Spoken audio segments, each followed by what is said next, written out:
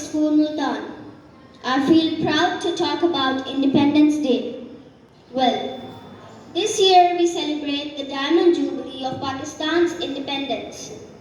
No doubt, Independence Day is a day of jubilation and celebration. But it is also a day to remember and pay tribute to those who made immense sacrifices and fought for our freedom and future. Main principle. The foundation of Pakistan was laid not with bricks and mortar, but with the bones and blood of our ancestors. Millions of Muslims met martyrdom. Houses were burned and looted.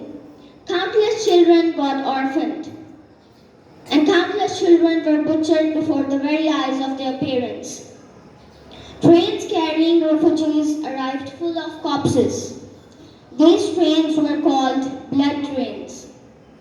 The Muslims ruled India for about 800 years, but 1857 War of Independence resulted in complete political, social and cultural annihilation of the Muslims. They were deprived of their jobs, property, businesses and social status. This was a long, dark night of despair and disappointment, dejection and desolation. But every dark night has a bright day. And the bright day for the Muslims of the subcontinent was 23rd of March 1940. It was the day when the Muslims of India decided and determined their destination, a separate homeland for themselves.